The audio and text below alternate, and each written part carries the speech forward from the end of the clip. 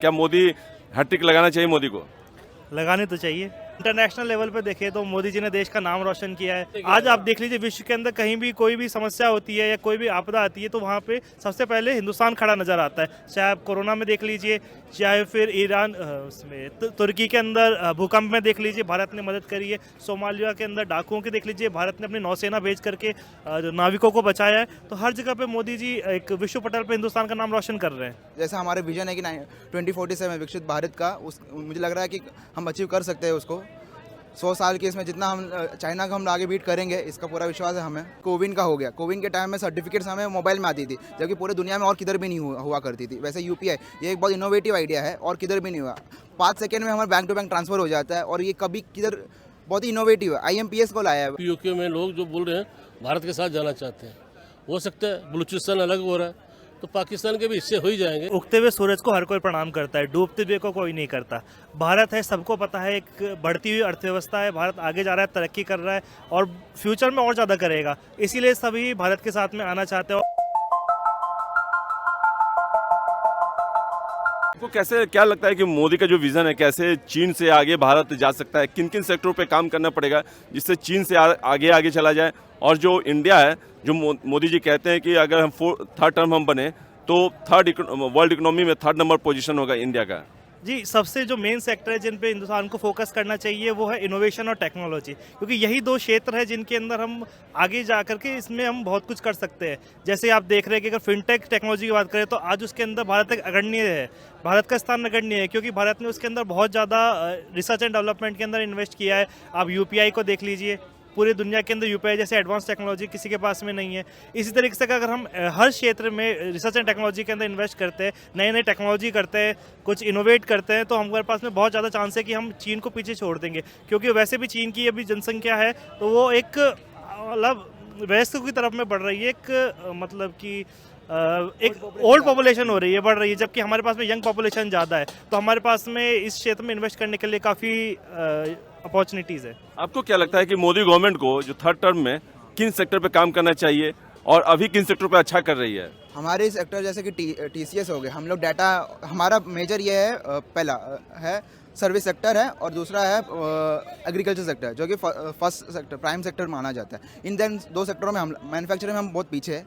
तो हम जिसमें हमारा स्ट्रेंथ है उसमें हमें फोकस करना चाहिए, जितना नहीं है उधर नहीं जाना चाहिए। तो फिलहाल के लिए हम ऑल ओवर द वर्ल्ड हम लोग डाटा के लिए ज़्यादा इंपॉर्टेंट माना जाता है। जैसे कि हम कंसिडर करेंगे कि कोविन का हो गया, कोविन के टाइम में सर्टिफिकेट्स हमें मोबाइल में आती थी, जबकि पूरे दुनिया में और किधर भी नहीं हुआ करती थी। वैसे UPI ये एक बहुत इनोवेटिव आइडिया है और किधर भी नहीं हुआ।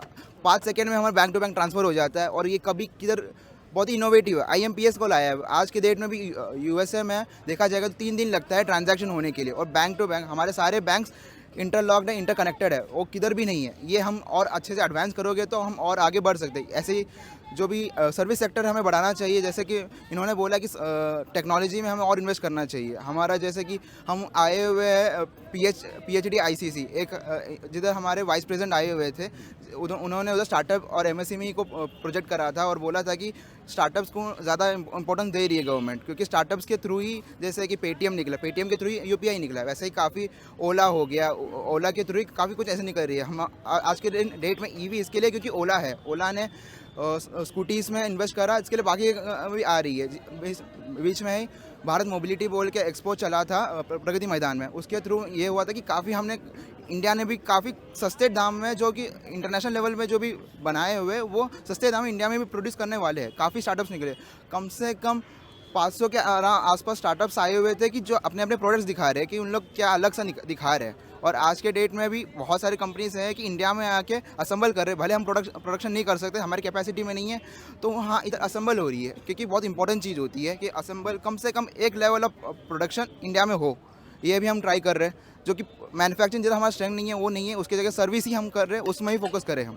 आपको क्या लगता है जो विकसित भारत जो 2047 तक जो है वो रखा गया है कि एक डेवलप्ड कंट्री में इंडिया काउंट होगा और 3rd नंबर इकोनॉमी जो है अभी 3rd टर्म में ही मोदी कहे हैं कि हो जाएगा इंडिया, तो कैसे क्या करना चाहिए मोदी को? देखिए, मेरी ऑनरेबल प्राइम मिनिस्टर को ये एडवाइस रहेगी, एक फीडबैक। मैंने 20 साल कॉर्पोरेट वर्ल्ड में काम करके एज ए स्टार्टअप किया है और मैंने अपनी कंपनी में 4 लोगों को एम्प्लॉयड किया है। सो मेरा ये विश है कि मैं इंडिया के जितनी भी यंग पॉपुलेशन है उसको ज़्यादा से ज़्यादा एम्प्लॉयमेंट दूँ, और मैंने ये रिस्क लिया है। तो एक हमारे जो टैक्स स्ट्रक्चर है, देश में लगभग महीने का 1.5 लाख करोड़ का जीएसटी टैक्स कलेक्शन आता है। गवर्नमेंट को थोड़ा इजी नॉर्म्स करना चाहिए, जिससे ज़्यादा से ज़्यादा रेवेन्यू जो है हमारे बिजनेस कम्युनिटी को जाए, ज़्यादा से ज़्यादा एम्प्लॉयमेंट जनरेट हो। सेकेंड मेरा फैक्टर है, जितने भी स्टार्टअप हैं इसको इनकरेज मिलना चाहिए। अभी क्या है कि बैंकिंग जो ऑर्गेनाइजेशंस है, बैंक्स हैं, वो 3 साल विंटेज के बाद फाइनेंस करते हैं। स्टार्टअप के लिए फाइनेंस नहीं है, केवल 10 लाख की एक हमारी स्कीम है गवर्नमेंट की, शिशु तरुण योजना जो है, उसके अलावा कोई फ़ंड नहीं है। तो एज ए स्टार्टअप हमारे लिए बूट स्टेप फंड अरेंजमेंट बड़ा मुश्किल होता है। तो अगर ज़्यादा से ज़्यादा फंड सपोर्ट मिलेगा, हम टैक्स गवर्नमेंट को कंट्रीब्यूट करेंगे, टैक्स से रेवेन्यू आएगा, इकोनॉमी चलेगी। तो एक थोड़ा सा ऐसा इकोसिस्टम आना चाहिए जहाँ पे ज़्यादा स्टार्टअप को सपोर्ट मिले, जिससे बिजनेस कंट्रीब्यूशन को हेल्प मिले। अच्छा, आपको क्या लगता है जो आज के दिनों में विपक्ष उठाता है बेरोजगारी का मुद्दा, आपको क्या लगता है वाकई में बेरोजगारी का मुद्दा इतना गंभीर है? अब उससे एम्प्लॉयमेंट बेरोजगार सर, आज की दुनिया में सब रिसेशन चल रही है। सिर्फ इंडिया है जो अभी भी चल रही है कि हाँ रिसेशन में नहीं गई हुई है। इसका मतलब हम इतने भी बेरोजगार नहीं जितना हम बोले जा रहे हैं।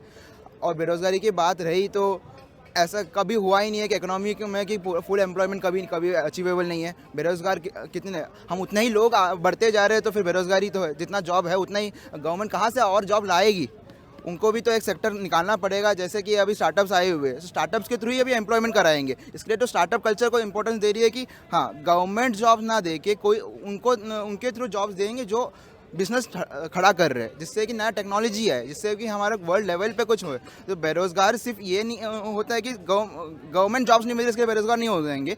आपको स्टार्टअप के थ्रू अगर तुम तो भी तो आप एम्प्लॉयड ही हो, कोई भी। बिल्कुल आप क्या कहना चाहेंगे? भाई सब ठीक कह रहे हैं कि सबको आज तक का एक ट्रेंड था कि सबको सरकारी नौकरी चाहिए। अभी कल मैं एक टीवी देख रहा था, 10वीं पास था, उसको बोला कि मुझे रेलवे में मतलब इलेक्ट्रॉनिक्स की जॉब चाहिए। अब 10वीं पास को इलेक्ट्रॉनिक्स का कैसे काम दे देगा? एक्सीडेंट तो हो ही जाएगा। तो लोगों के पास स्टार्टअप मिल रहा है ना, लोग एक जनरेट हो रही है, मतलब जॉब जनरेट हो रही है, लोग काम कर रहे हैं। आज भी जाके किसी को पूछ लो ना प्लम्बर चाहिए, तो प्लम्बर 3 तो मिलते नहीं, और प्लम्बर की फीस ज़्यादा हो गई है। पैसे सबको मिल रहे हैं, एक रोने की आदत है। और बेरोजगारी कभी ख़त्म नहीं हो सकती। भाई साहब ने ठीक कहा है, और ये मतलब मैनेजमेंट से है, इनको सबको पता है। आज मुझे भी बिजनेस करते हुए कई साल हो गए, हम भी कई लोगों को जॉब देते हैं, लेकिन एक को मिलती दूसरा गायब हो जाता है। और यहाँ पे ईमानदारी से काम करते लोग हैं ना, प्राइवेट सेक्टर में अच्छी जॉब है, सब काम है, सबको पैसा मिलता है, कोई भूखा नहीं मर रहा। कोरोना में कोई भूखा नहीं मरा।